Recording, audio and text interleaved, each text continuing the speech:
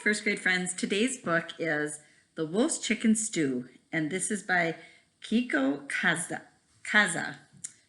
All right, well, The Wolf's Chicken Stew. We read one very much like this in class. Here we go. There once lived a wolf who loved to eat more than anything else in the world. As soon as he finished one meal, he began to think of the next.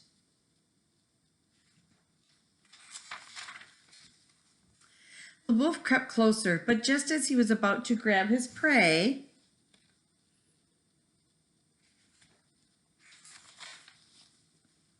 the wolf ran home to his kitchen. He had another idea. If there were just some way to fatten this bird a little more, he thought, there would be all the more stew for me. So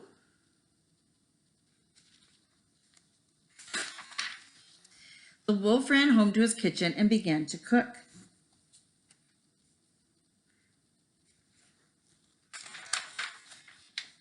First, he made 100 scrumptious pancakes. Then late at night, he left them on the chicken's porch. "Eat well, my pretty chicken," he cried. "Get nice and fat for my stew."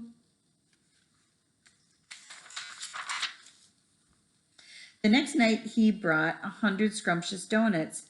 "Eat well, my pretty chicken," he cried. "Get nice and fat for my stew." And on the next night, he brought a scrumptious cake weighing 100 pounds. "Eat well, my pretty chicken," he cried. "Get nice and fat for my stew." He's trying to fatten up the chicken to eat it. At last, all was ready. This was the night he'd been waiting for. He put a large stew pot on the fire and set out joyfully to find his dinner. This reminds me of the book Tumbleweed Stew. Remember that one we read? That chicken must be as fat as a balloon by now, he thought. Let's see. But as he peeked into the chicken's house,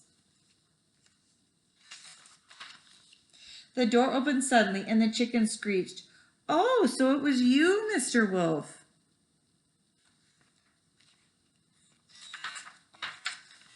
Children, look, the pancakes and the donuts and that scrumptious cake, they weren't from Santa Claus. All those presents were from Uncle Wolf.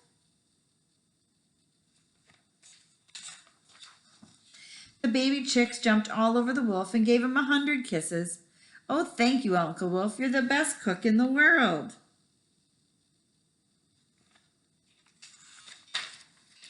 Uncle Wolf didn't have chicken stew that night, but Mrs. Chicken fixed him a nice dinner anyway. "Aw, shucks," he thought as he walked home. "Maybe tomorrow I'll bake the little critters 100 scrumptious cookies." He just couldn't do it because they were just too cute. You are just too cute. I miss you all. Bye, first grade friends.